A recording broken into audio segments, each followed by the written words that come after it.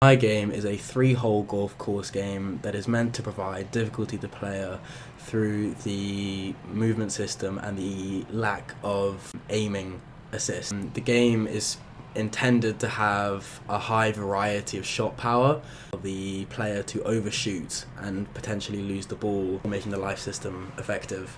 The camera around the center ball, the ball acts more as a stick and as like a rigid body probe. The camera rotates by following the mouse axes, and right click allows the camera to rotate freely. But when you release, the ball will shoot.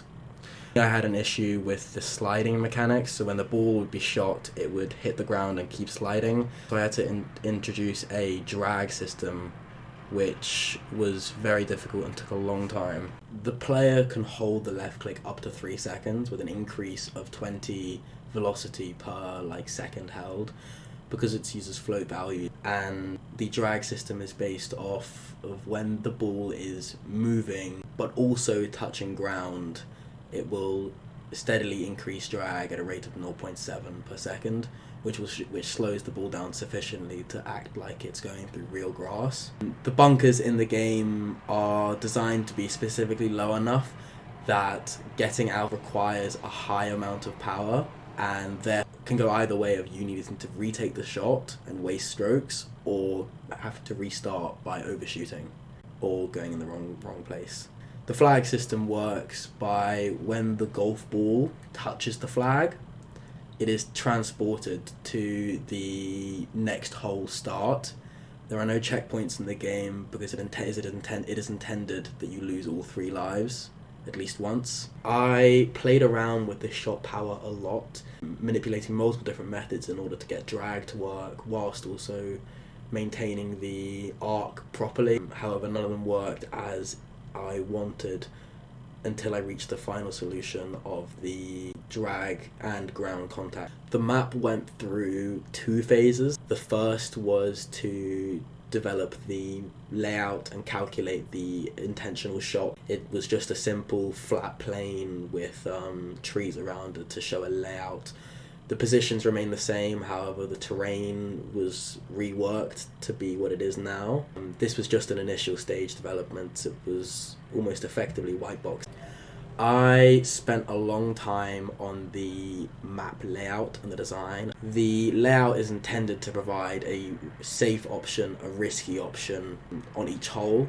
These would either provide a greater chance to run into a water hazard or miss shooting because you can't see the exact correct direction in the first hole. I attempted to use the trees to lead the player down the correct path. However, during playtesting, players can lose track of the direction they're facing, and one person even went backwards. The first section effectively provides as a tutorial because it is a larger square open space with little punishment. Death in this game works as just a threshold. Going below Y15 provides the death, which is the level the water's set at. This was intentional because you can't get your ball back, and on an island it's pretty much the only way to lose your ball. The victory mechanic works by the golf ball touching the 3rd flag. When it touches the 3rd flag, it changes scene to the windscreen, similar to how reaching 0 lives changes the scene to the game over scene. In the UI, there is strokes in the top right, which increase by 1 each time you lift left click, and there are the 3 golf balls top left, which disappear each time you die. After 3 deaths, you will be shown a game over screen, compared to if you reach the 3rd flag, which will play a victory screen. The golf balls are deleted each time. The number of lives left 1 to that, 4, then 3, then 2. The maximum technical number of lives is actually 2, 4 lives, and the last ball gives you another chance.